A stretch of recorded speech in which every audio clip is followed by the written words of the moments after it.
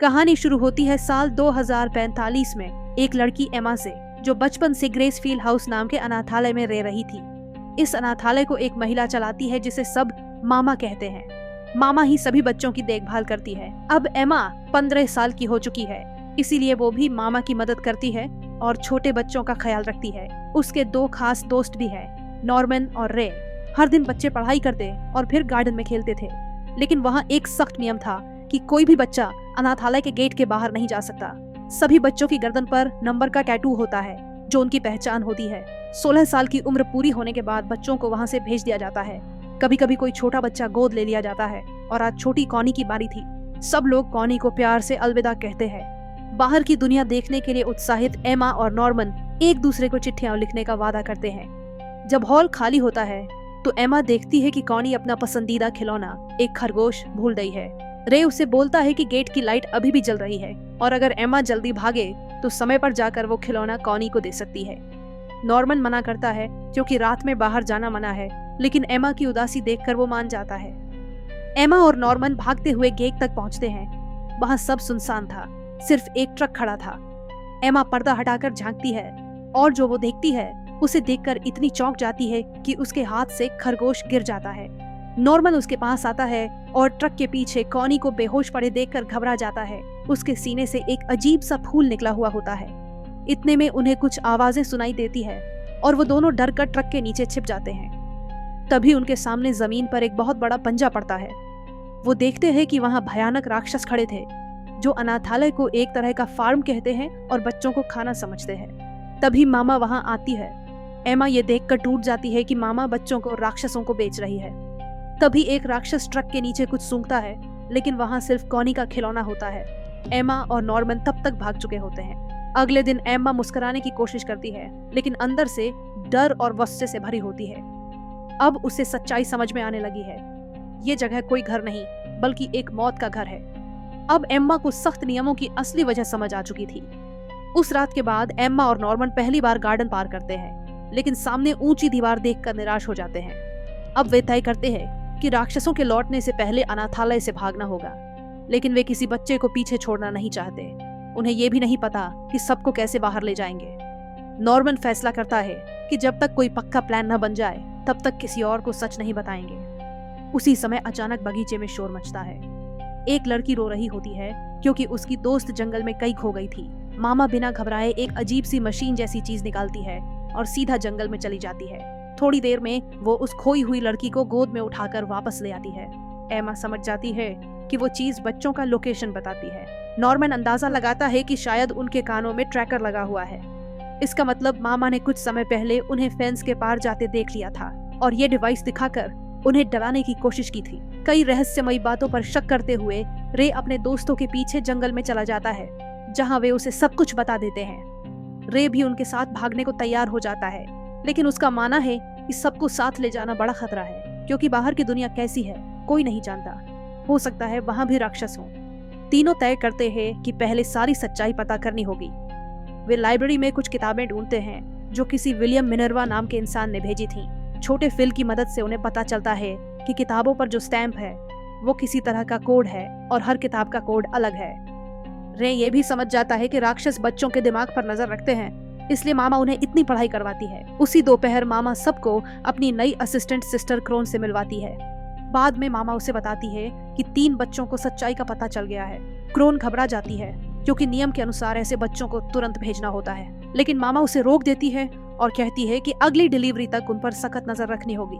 अगले दिन एमा और उसके दोस्त छोटे बच्चों को चुपचाप खेल के बहाने ट्रेनिंग देने लगते हैं। सब ठीक चलता है, लेकिन तभी क्रोन आ जाती है और खेलने की जिद करती है। एमा नॉर्मन से कहती है कि दुश्मन पर नजर रखने का यही सही मौका है, लेकिन उन्हें नहीं पता कि क्रोन का भी एक सीक्रेट प्लान है। वो ग्रेसफील्ड की सच्चाई सुपीरियर्स को बताकर मामा की जगह लेना चाहती है। वो खुद को साबित करने की पूरी कोशिश करती है, लेकिन जल्द ही समझ जाती है कि ये बच्चे साधारण नहीं हैं। कुछ दिनों बाद नॉर्मन को शक होता है कि बच्चों में कोई जासूस है। अब वो सोचता है कि धीरे धीरे सबसे बड़े बच्चों डॉन और गिल्डा से सच बताकर शुरू करना चाहिए। डॉन को एमा और नॉर्मन की बातों पर यकीन नहीं होता और वो गुस्से में आकर रे को घूंसा मार देता है, लेकिन गिल्डा एमा पर भरोसा करती है और डॉन को समझाने में मदद करती है। फिर नॉर्मन एमा और रे को बताता है कि उसने 2 अलग अलग जगहों पर 2 रस्सियां छुपाई हैं और ये जगहें उसने उन दोनों को अलग अलग बताई है। उसका कहना था कि अगर इनमें से कोई रस्सी गायब हो गई तो उन्हें जासूस का पता चल जाएगा। अगले दिन नॉर्मन सबको चौंकर कहता है कि असली जगह बदली गई थी और असली जासूस रे है। रे खुद ये मान लेता है और बताता है कि कई साल पहले उसने ही मामा को ये सौदा ऑफर किया था। सच्चाई जाने के बाद उसने खुद को जासूस बनने की पेशकश की थी और बदले में मामा ने वादा किया था कि वो उसे 16 साल की उम्र तक अनाथालय में रखेगी और बाहर की चीजें लाकर देगी। सबको गुस्सा आता है, लेकिन नॉर्मन ध्यान देता है कि असली रस्सी अभी भी वही थी, सिर्फ बदली गई थी। इसका मतलब है कि रे ने मामा को सब कुछ नहीं बताया। रे कहता है कि अब उसने मन बदल लिया है क्योंकि उसे अपने दोस्तों से लगाव हो गया है। वो बताता है कि ये सब पहले से ही उसका डबल एजेंट बनने का प्लान था। उसने खुद कॉनी का खिलौना चुराया था ताकि बाकी लोग सच्चाई जान सकें। वो ये भी कहता है कि उसने कानों में लगे ट्रैकर देखे हैं और उसे पता है कि उन्हें कैसे बंद करना है। एमा ये सब सुनकर अपने दोस्त को माफ कर देती है और उसकी तकलीफ समझती है। नॉर्मन भी मानता है कि अब रे उनके लिए बहुत मददगार साबित हो सकता है। बाद में रे नॉर्मन को वो सब कुछ दिखाता है जो उसने कमरे की जमीन के नीचे छिपा रखा था। एमा के बिना रे फिर से नॉर्मन से कहता है कि सब बच्चों को साथ ले जाना गलत होगा, ये पागलपन है। वो सुझाव देता है कि नॉर्मन एमा को धोखे से भरोसा दिलाए कि सब मिलकर भागेंगे ताकि एमा सहयोग करे, लेकिन नॉर्मन कहता है कि वो एमा से प्यार करता है और उसे कभी रुला नहीं सकता। उधर रे मामा को बताता है कि नॉर्मन उसे जहर देने वाला है। मामा उसे धन्यवाद देती है, लेकिन साथ ही बताती है कि अगली डिलीवरी जनवरी में है, जब रे 16 साल का होगा। डॉन और गिल्डा अब इस योजना का हिस्सा बन जाते हैं। तभी क्रोन आती है और एक अजीब प्रस्ताव देती है। वो दिखाती है कि उसके गले पर भी टैटू है और सीने पर एक गहरा निशान है जहाँ ट्रैकर लगा था। वो बोलती है अगर वो बाहर गई तो ट्रैकर उसे सेकंड्स में मार देगा। उसे आजादी की कोई उम्मीद नहीं, लेकिन वो इस मौके का इस्तेमाल मामा को हटाने के लिए करना चाहती है। भरोसे के तौर पर वो बताती है कि मामा का असली नाम इजाबेला है और ये जगह यूनिट 3 है। क्रोन कहती है कि अगर वे और जानना चाहते हैं तो आज रात उसे मिले। एमा उस पर भरोसा नहीं करती और सभी को सतर्क रहने को कहती है, लेकिन फिर उसे मिलने को तैयार हो जाती है। क्रोन के रूम में, जहां वो बताती है कि उसने कभी बाहर की दुनिया नहीं देखी, लेकिन वो जानती है कि ये सब इंसानों और राक्षसों के बीच एक लंबी लड़ाई के बाद हुआ। जब इंसानों और राक्षसों के इलाके अलग हुए तो कुछ इंसानों को समझौते के तहत पीछे छोड़ दिया गया ताकि वे इंसानों को खाने के लिए तैयार करने का काम संभाल सकें। लेकिन जब वे बिना मामा के खिलाफ कोई ठोस जानकारी दिए चले जाते हैं तो वो बहुत नाराज हो जाती है। रे जिस चीज का इंतजार कर रहा था वो एक कैमरा होता है। जैसे ही वो कैमरा लेने जाता है, मामा उसे याद दिलाती है कि उसके पास अब सिर्फ 2 महीने का वक्त बचा है। रे सब बच्चों को एक ग्रुप फोटो के लिए बुलाता है और अपने दोस्तों से कहता है कि उसके पास अब योजना के लिए सब कुछ है। इस पर शक करते हुए क्रोन अचानक रूम की तलाशी लेती है। तभी ये सब गिल्डा देख लेती है। गिल्डा तुरंत सबको बता देती है और बच्चे अपनी सारी चीजें दूसरी जगह छिपा देते हैं, उसी गुल्लक में जो क्रोन पहले ही देख चुकी होती है। लेकिन क्रोन को जमीन के नीचे का हिस्सा संदिग्ध लगता है, इसलिए वो सब कुछ दोबारा चेक करने लगती है। जैसे ही वो गुल्लक में हाथ डालती है, मामा आ जाती है और फिल उस मौके का फायदा उठाकर अपना खिलौना ले लेता है। इसके बाद मामा क्रोन को बताती है कि उसे तुरंत ट्रांसफर किया जा रहा है। क्रोन जाते जाते रूम में एक चीज छिपा देती है। गेट पर पहुंचने पर क्रोन की मुलाकात होती है एक बुजुर्ग औरत और राक्षस से। वो मामा के खिलाफ सब कुछ बताने की कोशिश करती है, लेकिन बुजुर्ग औरत मामा का साइड लेते हुए क्रोन को उस राक्षस के हवाले कर देती है। वो उसके सीने में फूल चुभा देता है। अंत में जब बच्चे अपनी योजना पर काम शुरू करते हैं तो रे मामा का ध्यान भटकाने के लिए उसे झड़ देने का नाटक करता है, लेकिन मामा चाल समझ जाती है और उसे कमरे में बंद कर देती है। जैसे ही मामा घर से बाहर आती है, डॉन रे को बचाने भागता है। रे दरवाजा तोड़ता है और उसी पल डॉन कमरे में पहुंच जाता है। मामा एमा और नॉर्मन को दीवार के पास पकड़ लेती है और पहली बार सच्चाई बताती है। वो कहती है कि वो सब बच्चों से प्यार करती है, इसलिए उन्हें मरने से पहले खुश रखती है। लेकिन एमा उसकी बातों को नहीं मानती और उस पर हमला करती है, जिसे मामा उसका पैर तोड़ देती है। जब सब लोग आते हैं तब मामा सबको बताती है कि अगली सुबह नॉर्मन को ले जाया जाएगा। नॉर्मन दुख में डूबा हुआ दिन बिताता है और कहता है कि वो अपने दोस्तों की जान खतरे में नहीं डालना चाहता, लेकिन एमा और रे उसे ऐसा करने नहीं देते। एमा पूछती है कि रे को ग्रेसफील्ड की सच्चाई कैसे पता चली, तो वो बताता है कि वो एक जगह पर था जिसे हेडक्वार्टर्स कहा जाता है, जहां उसने राक्षसों और कई बच्चों को देखा था। ग्रेसफील्ड के गेट एक ऐसी जगह पर खुलते हैं जहां से भागना नामुमकिन था। यही वजह है कि उस रास्ते से कोई बाहर नहीं जा सकता। ये सब समझाने के बाद रे नॉर्मन को एक डिवाइस देता है जिसे वो अपने कान के ट्रैकर को बंद कर सके और अगली सुबह भागने की कोशिश करे। अगर वो भाग न पाए तो उसे छिपकर इंतजार करना होगा जब तक एमा की टांग ठीक नहीं हो जाती, ताकि मामा को लगे कि वो सच में भाग गया। रूम पर लौटते समय नॉर्मन अपने बेड के पास की ड्रॉर खोलता है और उसे वही पेन मिलता है जो क्रोन छोड़ रही थी। अगली सुबह मामा ब्रेकफास्ट के दौरान सबको बताती है कि आज नॉर्मन को गोद लिया जाएगा। बच्चे खुश होकर उसे कहते हैं कि उन्हें चिट्ठियां लिखना न भूलना, लेकिन बड़े बच्चों के चेहरे पर गुस्सा साफ नजर आता है, क्योंकि पहली बार उन्हें सच्चाई पता है। जब सब बाहर खेलने जाते हैं, डॉन और गिल्डा नॉर्मन के साथ फेंस तक जाते हैं और एमा और रे बगीचे में छिपे रहते हैं। नॉर्मन फेंस पार कर दीवार पर रस्सी फेंकता है और ऊपर चढ़ जाता है। उसी वक्त मामा बच्चों के साथ खेल रही थी, लेकिन जैसे ही उसे पता चलता है कि नॉर्मन गायब है, वो जल्दी से ट्रैकर चेक करती है। लेकिन असली चौंकाने वाला पल तब आता है जब नॉर्मन वापस जंगल से निकलता है। रात को नॉर्मन बताता है कि दीवार के उस पार एक गहरी खाई है। उसने ऊपर से जो देखा उसका नक्शा बनाता है और बताता है कि एक पुल भी है जिसे सब लोग निकल सकते हैं। वो डिवाइस लौट आते हुए कहता है कि उसने इसे इस्तेमाल नहीं किया। तब एमा और रे समझ जाते हैं नॉर्मन कभी भी भागने का इरादा नहीं रखता था, उसने बस दिखावा किया था ताकि सब शांत रहे। एमा ये बात नहीं मानती और उसके जाने से पहले उसे गिराकर रोती है। उसे रिक्वेस्ट करती है कि वो अपनी जान बचाए, लेकिन नॉर्मन नहीं मानता और वादा करता है कि वो चिट्ठियां लिखेगा।